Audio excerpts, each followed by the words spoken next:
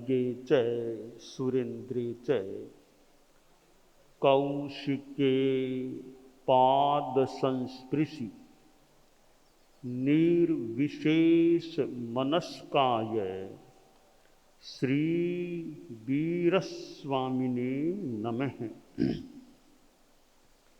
भगवती सूत्र के 8वें शतक में कहा गया है, कति विहे णम भन्ते नाणे पन्नत्ते गोयमा पंचविहे नाणे पन्नत्ते तंजहा आभिनिबो हिय नाणे सुय नाणे ओहि नाणे मण पज्जव नाणे केवल नाणे। आत्मा में अवबोध होता है, बोध होता है। सिद्ध हो या संसारी, कोई भी आत्मा ऐसी नहीं हो सकती जो पूर्णतया बोध शून्य हो। किसी न किसी रूप में बोध चेतना हर आत्मा में रहती है। जो सिद्ध जीव हैं वे तो निरंजन निराकार ज्योतिर्मय केवल ज्ञानमय संपूर्ण ज्ञान संपन्न होते हैं। वो तो ज्ञान की पराकाष्ठा को प्राप्त हो चुके होते हैं, तो वे तो ज्ञानी हैं ही। संसारी जीव हैं, छोटे से छोटा प्राणी, स्थावर जीव, पृथ्वीकाय अपकाय आदि हैं, वे भी कुछ न कुछ अवबोध चेतना उनमें भी उद्घाटित होती है। तात्विक भाषा में मति अज्ञान श्रुत अज्ञान हो या मति ज्ञान श्रुत ज्ञान हो, इन दोनों युगलों में से एक युगल हर छद्मस्थ आत्मा में होता है। चाहे मति ज्ञान मति अज्ञान हो, मति ज्ञान श्रुत ज्ञान हो, चाहे मति अज्ञान श्रुत अज्ञान हो, कोई दोनों में से एक युगल जो छद्मस्थ जीव हैं उनमें अवश्य होता है। दोनों में से कोई एक ही होगा, दोनों एक साथ नहीं होंगे। या तो मति श्रुत ज्ञान होंगे या मति श्रुत अज्ञान होंगे। तो दोनों में से एक युगल जरूर होता है छद्मस्थ प्राणियों में। स्थावर काय के जीव हैं, उनमें भी कुछ अवबोध चेतना होती है। अगर वो न हो, हम कल्पना कर लें, अगर वह भी न हो तो जीवो अजीवत्तरम लभिज्जा, जो भी जीव अजीव हो जाए, थोड़ी भी अवबोध चेतना न रहे तो जीव अजीव हो जाए, ऐसा होता नहीं है। इसका मतलब है कुछ अवबोध चेतना तो न्यूनतम तो हर प्राणी में रहती ही रहती है। और जीव का जो लक्षण है, उपयोग लक्षणों जीव है, जिसमें उपयोग है, उपयोग यानी चेतना व्यापार है, चेतना का व्यापार है, वो उपयोग जिसमें होता है वह जीव होता है। तो 25 बोल को याद रखने वाले स्मरण कर सकते हैं कि 9वां बोल उपयोग 12 है। 5 ज्ञान, 3 अज्ञान और 4 दर्शन। यह उपयोग चेतना इन 12 में से भले थोड़े ही हों, कुछ न कुछ तो जरूर हर आत्मा में होते ही होते हैं। वरना उपयोग लक्षणों जीवे कहना भी फिर तो निरर्थक हो जाए। तो 12 उपयोग में से कुछ तो हर आत्मा में रहते ही हैं। यहां भगवती सूत्र में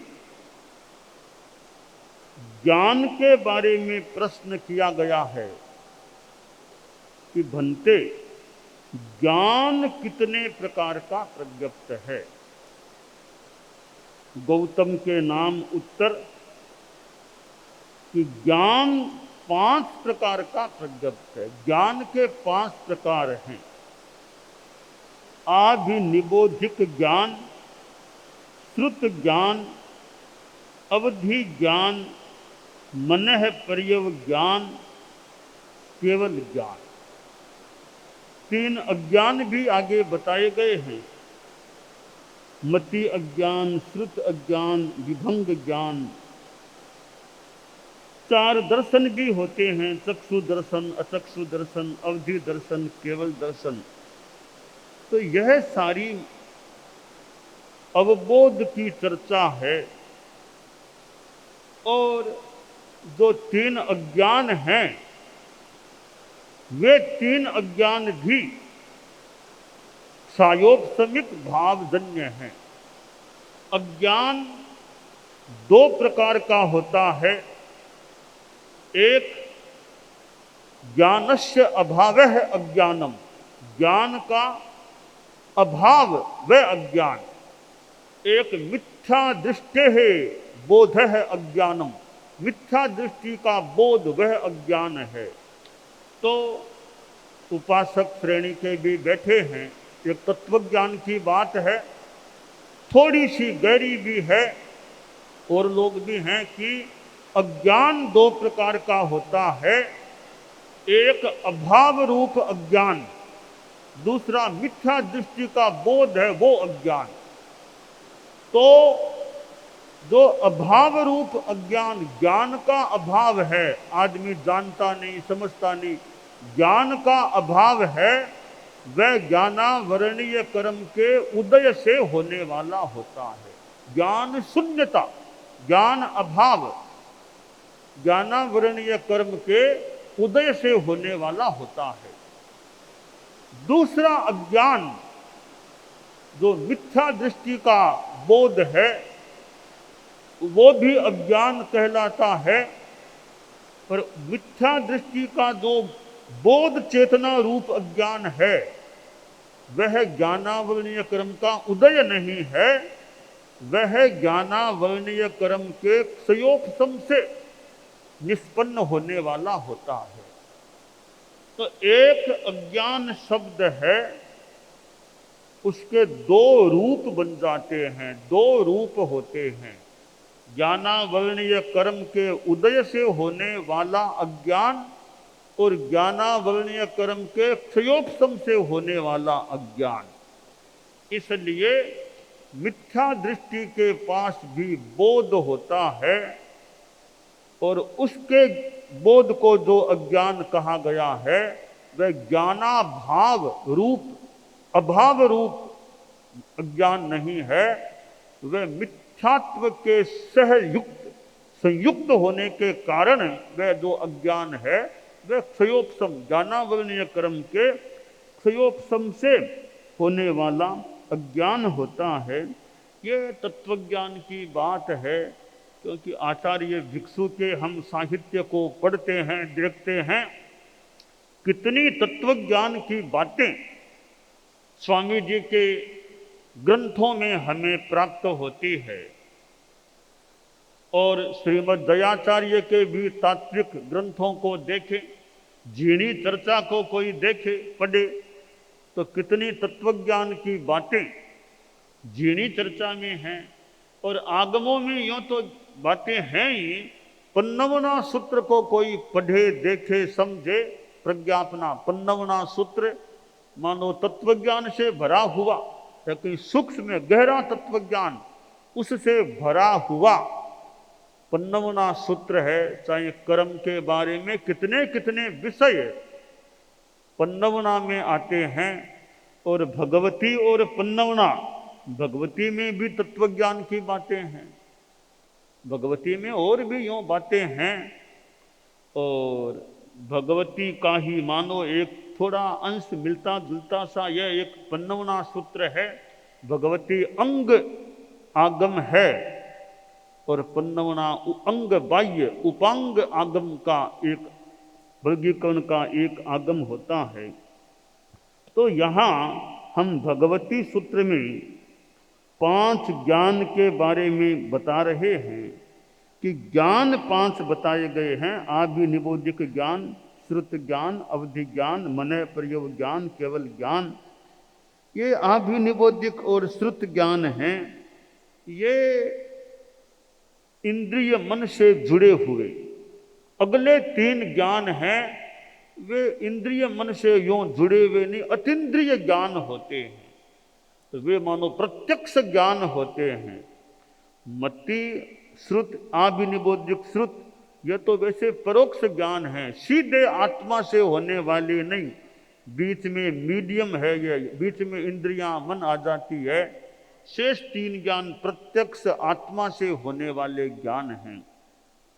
ये 5 ज्ञान हैं। अब जिसमें केवल ज्ञान हो गया, एक वह आदमी साधु है। एक अन्य आदमी है जिसके पास मति श्रुत ज्ञान था, अवधि ज्ञान और हो गया, तो वह 3 ज्ञान वाला व्यक्ति हो गया। अब 3 ज्ञान वाला था, अब उसे मनः प्रयोग ज्ञान और हो गया, अब वो चौनाणी 4 ज्ञान वाला व्यक्ति हो गया।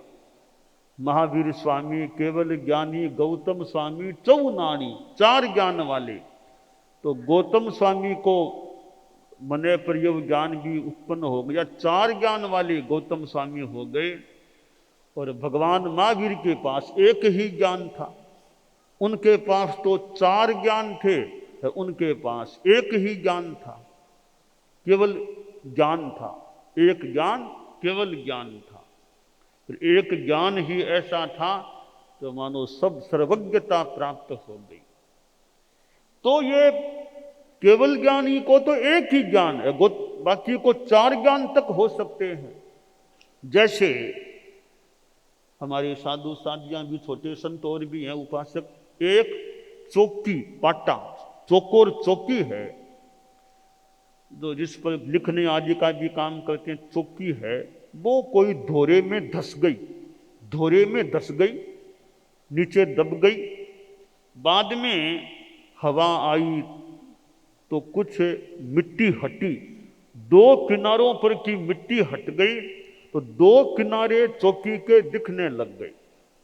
ये इन 2 किनारों को हम मति ज्ञान, श्रुत ज्ञान के समान समझ ले। थोड़ी देर बाद और वो आंधी सी आई, तीसरा किनारा था, वहां की मिट्टी भी हट गई, तो तीसरा किनारा और दिखने लग गया, मानो कि अवधि ज्ञान और हो गया। अब 3 किनारे सामने आ गए, और उधर की मिट्टी हटी चौथे किनारे की, वो भी दिखने लग गया, तो 4 किनारे दिखने लग गए, मानो वो मनय प्रयोग ज्ञान हो गया। 4 किनारे चौकी के दिखने लग गए, मति ज्ञान, श्रुत ज्ञान, अवधि ज्ञान, मनय प्रयोग ज्ञान। तो दूर से देख भी 4 4 4 दिख रहे हैं, 1 2 3 4।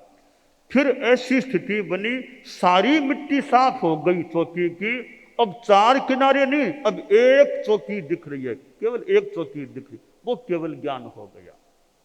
इसी प्रकार हम मिट्टी क्या है, ज्ञानावरणीय क्रम एक प्रकार की मिट्टी है, आवरण है। तो मानो कि हमारे ज्ञान चेतना पर वो आवरण थोड़ा दिख रहा था, थोड़ा उद्घाटित है, तो मति ज्ञान, श्रुत ज्ञान 2 थे। बाद में किसी के और विशेष आवरण हटा, तो तीसरा किनारा साफ हुआ, मानो अवधि ज्ञान हो गया, तो 3 ज्ञान हो गए। और फिर और किसी साधु को विशेष चौथा ज्ञान हुआ, मनय प्रयोग ज्ञान, चौथा किनारा और साफ हो गया, वो ज्ञानावरण की मिट्टी मानो और हट गई, अब 4 किनारे हो गए हैं। वो मिट्टी ज्ञानावरणीय क्रम की वो मिट्टी मान ले आवरण है, वो हट गया, 4 किनारे दिखने लग गए। साधना करते ऐसी स्थिति बनी, पूरा ज्ञानावरणीय क्रम, सारी मिट्टी हट गई, अब केवल एक चेतना, केवल ज्ञान। अब चार ज्ञान नहीं रहे, अब केवल एक ज्ञान हो गया, केवल ज्ञान हो गया। तो एक चौकी और मिट्टी के उदाहरण से हम पांच ज्ञानों को, क्षयोपशम को और क्षायिक भाव को समझ सकते हैं। जब तक दो किनारे दिख रहे थे, ज्ञानावरणीय क्रम का क्षयोपशम था। तीन किनारे दिख रहे थे, तब भी ज्ञानावरणीय क्रम का क्षयोपशम भाव था और ज्यादा वह हो गया था। चौथा किनारा दिखने लग गया चौकी का, मने प्रयोग ज्ञान हो गया, तो ज्ञानावरण का और क्षयोपशम हो गया। तो सारा नहीं हटा, क्षयोपशम ज्यादा हो गया, सारा आवरण हटा नहीं। तब तक चार किनारे मति, श्रुत, अवधि, मने, प्रयोग, मानो थे। अब सारा ज्ञानावरणीय क्रम का आवरण हटा, वो सारी मिट्टी हटी, तो पूरी चौकी दिखने लग गई। अब पूरा एक वो केवल ज्ञान हो गया। अब चार किनारे नहीं, अब पूरा एक साथ दिखने लग गया। इसलिए अब वो एक चौकी है, चार की जरूरत नहीं, एक दो तीन चार, अब एक चौकी है। इसी प्रकार ज्ञानावरणीय कर्म चेतना से पूरा हट जाए, एक ज्ञान रहेगा, केवल ज्ञान, फिर चार ज्ञान नहीं, एक ज्ञान हो जाता है। तो यह एक ज्ञान है, केवल ज्ञान, वह क्षायिक भावजन्य है, वह क्षयोपशम भाव वाला नहीं है, वो क्षायिक भाव वाला ज्ञान है, क्षायिक ज्ञान है। एक बार केवल ज्ञान हो गया, वापिस कभी जाता नहीं। अवधि ज्ञान वापिस जा सकता है, जाता है। मने प्रयोग ज्ञान भी मान लो उस रूप में नहीं रहता, चला जाता, केवल ज्ञान हो गया। अब उसको हटाने की ताकत दुनिया में किसी में नहीं। केवल ज्ञान एक बार हो गया, वो हमेशा रहेगा, वापिस कभी मिट्टी आ नहीं सकती। चौकी पर तो फिर भी दोबारा मिट्टी आ जाए क्या पता, पर केवल ज्ञान रूपी चौकी उजागर हो गई है। अब दोबारा ज्ञानावरणीय कर्म की मिट्टी उस पर कभी आ नहीं सकती, हमेशा वह केवल ज्ञान बना रहता है। तो भगवती सूत्र में यह पांच ज्ञानों की चर्चा की गई है। आभिनिबोधिक ज्ञान, श्रुत ज्ञान, अवधि ज्ञान, मनः प्रयोग ज्ञान, केवल ज्ञान। तो ये तीन ज्ञान अतीन्द्रिय हैं, अवधि, मनः प्रयोग और केवल। और अवधि ज्ञान, मनः प्रयोग ज्ञान भी सीमित हैं। असीम ज्ञान है तो केवल ज्ञान है, केवल ज्ञान के समान और इससे बड़ा कोई ज्ञान नहीं होता। सर्वोच्च ज्ञान केवल ज्ञान होता है, और वह केवल ज्ञान वीतरागता पर आधारित होता है। पहले वीतरागता आएगी, तभी वो केवल ज्ञान होगा। नानस्य सब्बस्य पगासनाय, अन्नान मोहस्य विवज्जनाय, रागस्य दोषस्य य शंख एणम, एगंत सुखम समुवेयि मोक्षम। उत्तराध्ययनानी के 32वें अध्ययन का यह श्लोक। सर्व ज्ञान का प्रकाशन, सर्व ज्ञान का प्रकाशन कब होगा? अज्ञान मोह का नाश होगा, विवर्जन होगा। रागस्य दोषस्य य शंख एणम, राग द्वेष का क्षय होगा, तो सर्व ज्ञान का प्रकाशन हो सकेगा। तो यह सर्वज्ञता भगवान महावीर सब्बन्नु सर्वदर्शी, भगवान महावीर सर्वज्ञ थे, सर्वदर्शी थे। जिसको केवल ज्ञान प्राप्त हो जाता है, फिर उसके पास केवल दर्शन भी होता है। केवल ज्ञान, केवल दर्शन दोनों का जोड़ा है। ऐसा नहीं कि केवल ज्ञानी तो बन गया, केवल दर्शनी नहीं ही कभी होगा ही नहीं, ऐसा नहीं।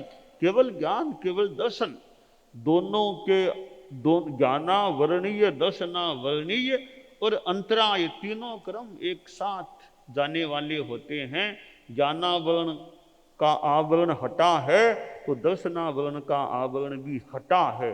तो सर्वज्ञ और सर्वदर्शी भगवान महावीर जैसे हो गए, ऐसे अनंत जीव हुए हैं।